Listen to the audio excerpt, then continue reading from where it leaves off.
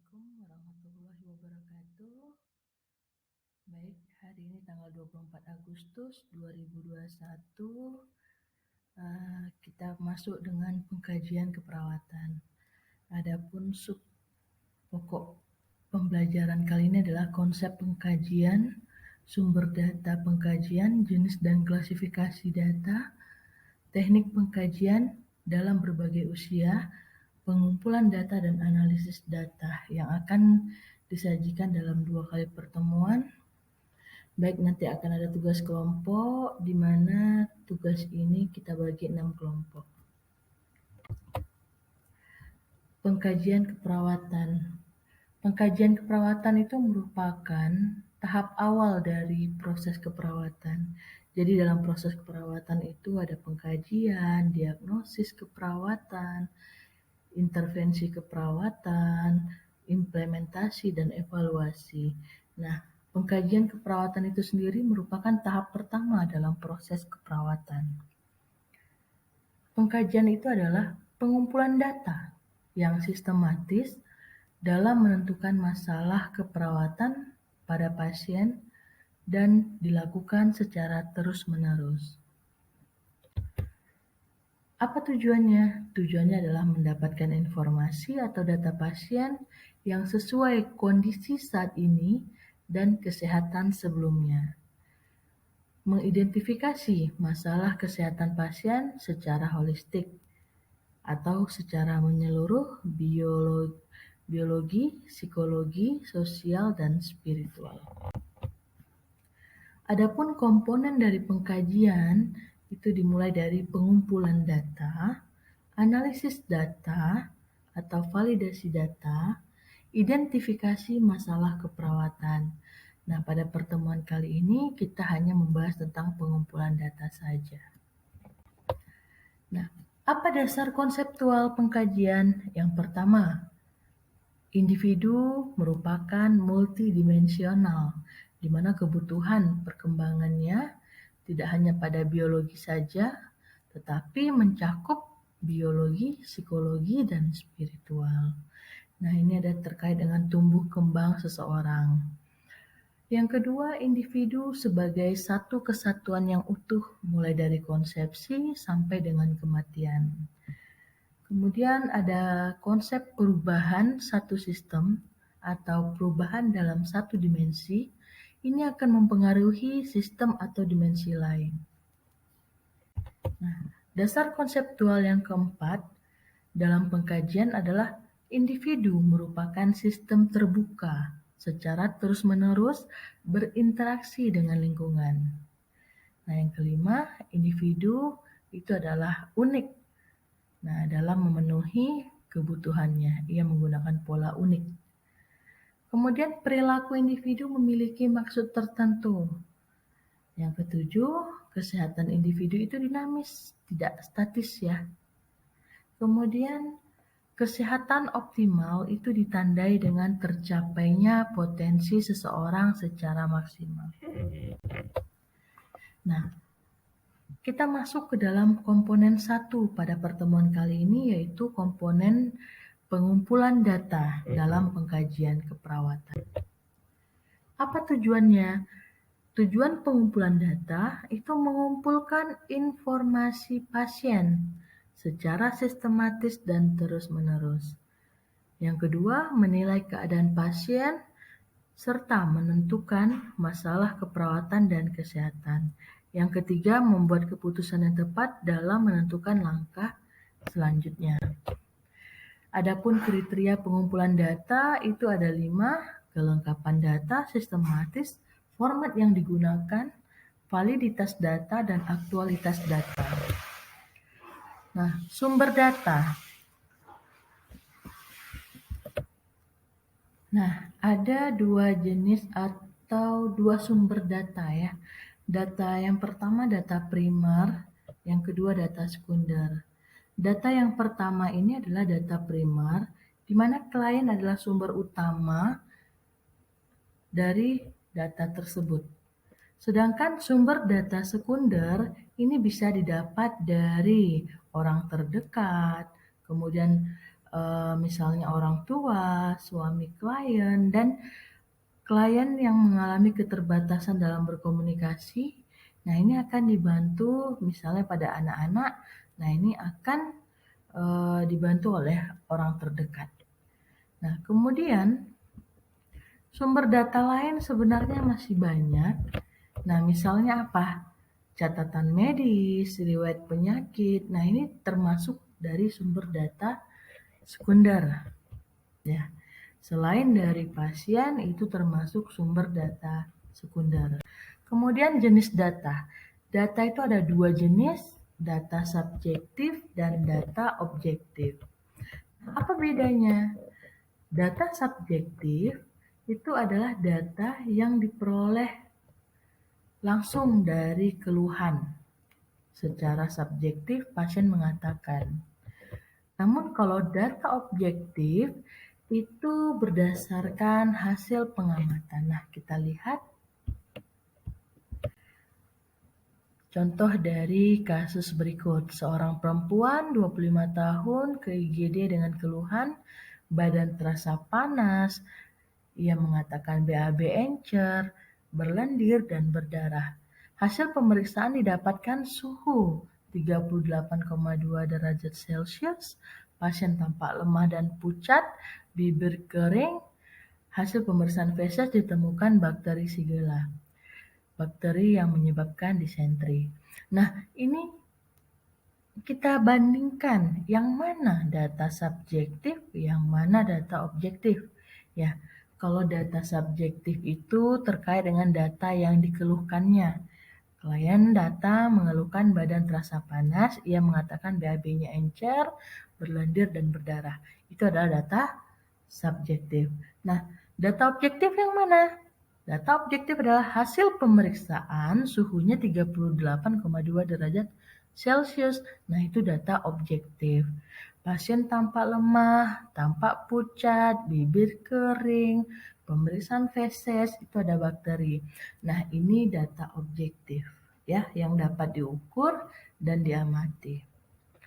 Kemudian contoh data primer dan data sekunder. Nah, yang mana data primer? Dari kasus tersebut, seorang laki-laki berumur 31 tahun dirawat di bangsal bedah, mengeluhkan tidak bisa tidur karena nyeri pada bekas operasi.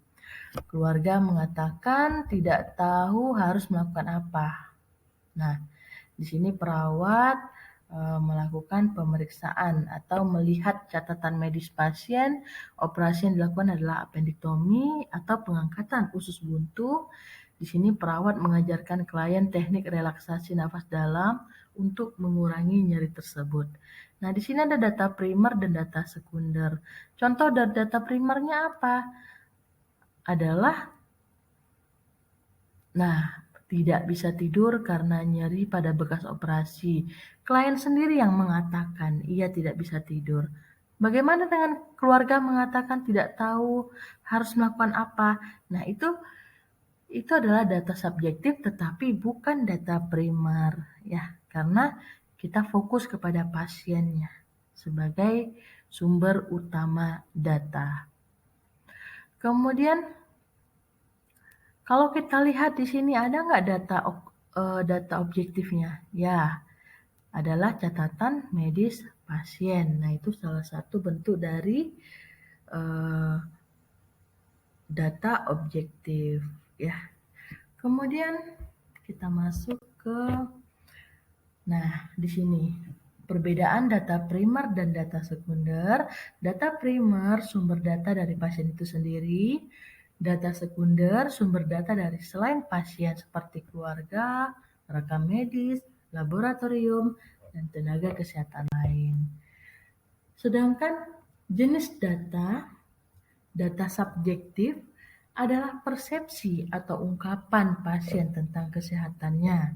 Contohnya, saya merasa mual, saya tidak bisa makan, saya tidak bisa tidur, perut saya sakit, saya berjalan ke kamar mandi terasa sesak. Nah, ini bisa menjadi data subjektif. Kemudian data objektif adalah informasi yang dikumpulkan perawat menggunakan indera seperti inspeksi menggunakan indera mata, palpasi raba, ya. Kemudian mendengarkan itu perkusi dan auskultasi. Data objektif adalah data yang didapat melalui pengukuran dan pemeriksaan dengan menggunakan standar yang berlaku. Contoh, hasil pengukuran tekanan darah. Nah, kita tahu nilai normalnya berapa, pada lansia berapa, pada orang dewasa berapa, itu berbeda. Hasil pemeriksaan labor, nah ini ada nilai normalnya. Hasil pemeriksaan fisik dan sebagainya. Nah, untuk metode pengumpulan data itu ada dari observasi atau pengamatan, kemudian ada wawancara, ada pemeriksaan. Nah, di sini pemeriksaannya ada pemeriksaan fisik head to toe, pemeriksaan labor dan penunjang. Dan ada studi dokumentasi. Nah, agar data dapat terkumpul dengan baik dan terarah, sebaiknya kita lakukan klasifikasi data berdasarkan identitas, keluhan, riwayat kesehatan. Nah, ini dan dilanjutkan dengan hasil-hasil pemeriksaan penunjang, ya, baik pemeriksaan fisik maupun pemeriksaan penunjang. Nah, wawancara. Wawancara ini kita kenal dengan istilah anamnesis ya, yaitu kita menanyakan atau tanya jawab atau konsultasi juga bisa, apa masalah yang dihadapi klien. Nah, ini kita menggunakan teknik komunikasi efektif yang bertujuan untuk kesembuhan, berarti dikenal dengan komunikasi terapeutik. Nah, komunikasi efektif ini kita harus tahu dulu keterampilan bagaimana yang harus kita lakukan. Nah, ada istilahnya teknik verbal, ada teknik nonverbal. Nah, ini sentuhan, kemudian kontak mata, mendengarkan secara aktif. Nah, ini adalah teknik-teknik komunikasi yang dapat kita gunakan dalam wawancara.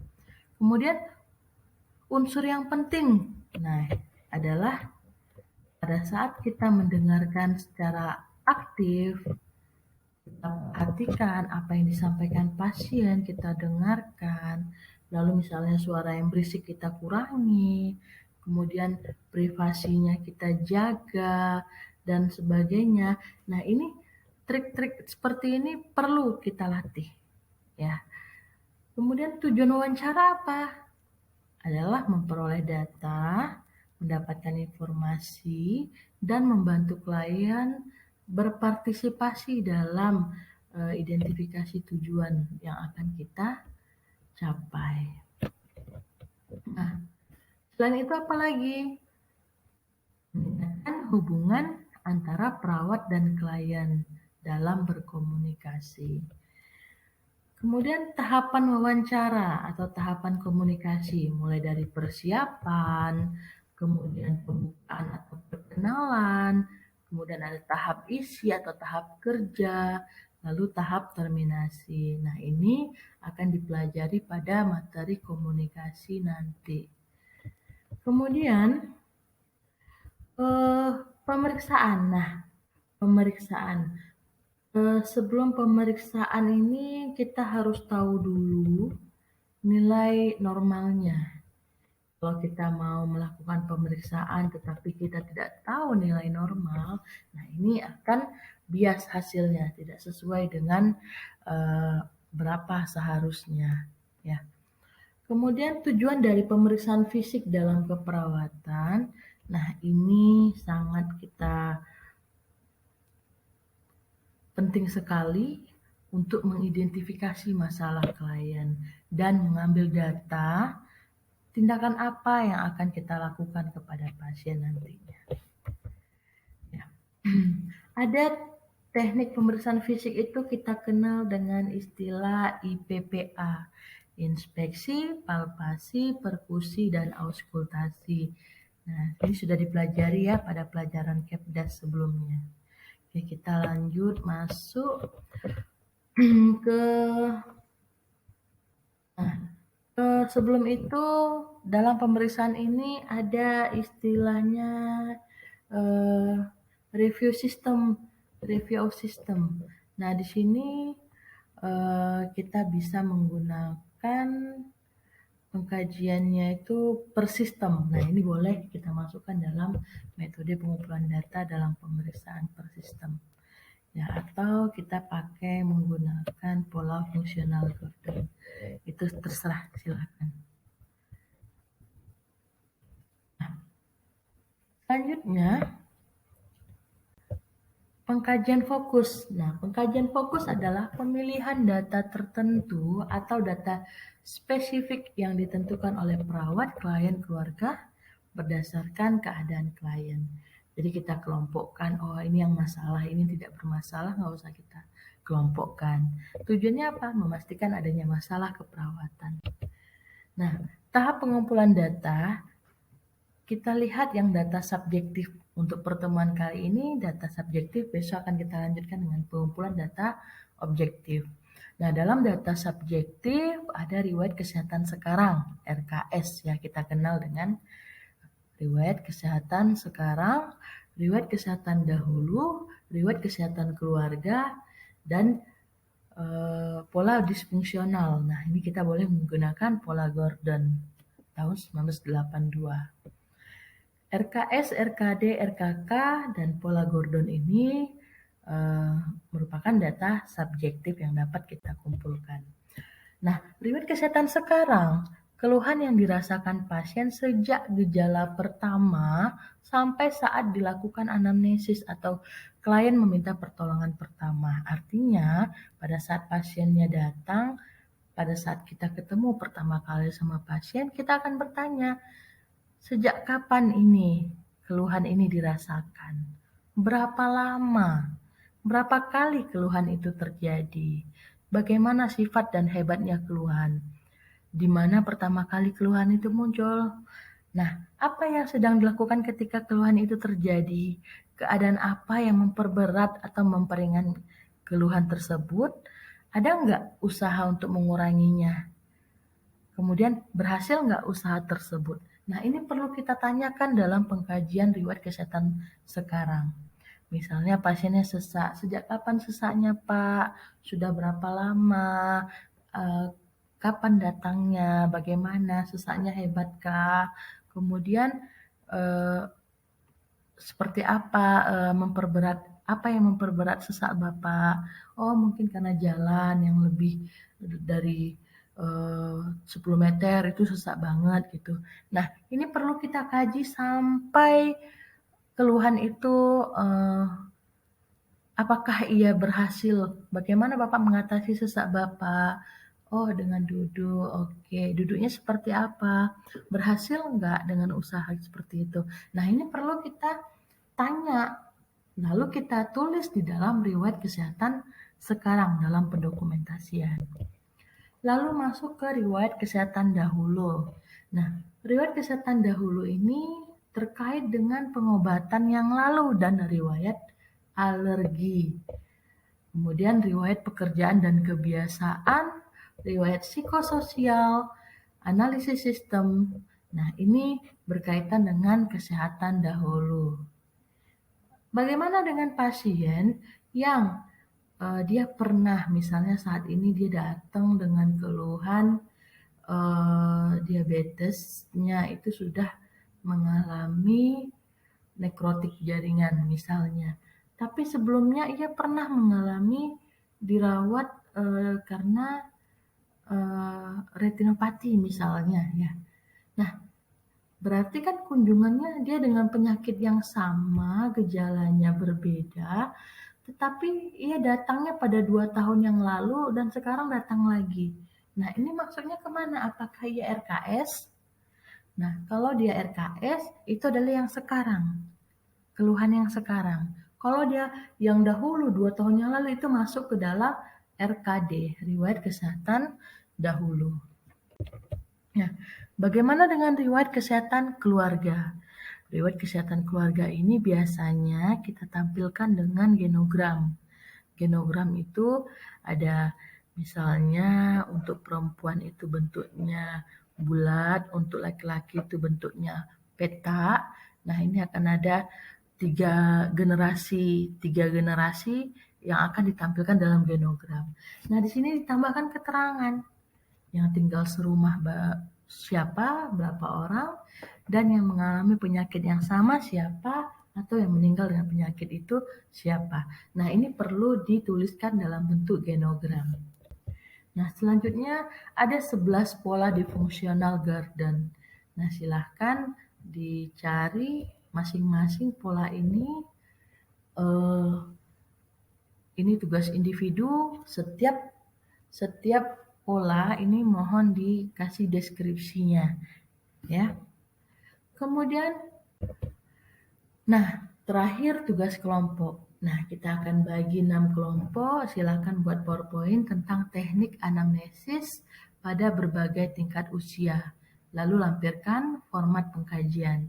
Pengkajian pada anak, kelompok 1, pengkajian pada KMB, kelompok 2, pengkajian keperawatan maternitas, itu kelompok 3, keperawatan komunitas 4, jiwa 5, dan keluarga 6. Mungkin itu saja pembelajaran kita jeda selama 1 jam. Kita akan kembali lagi nanti pada saat presentasi 1 jam yang akan datang. Terima kasih.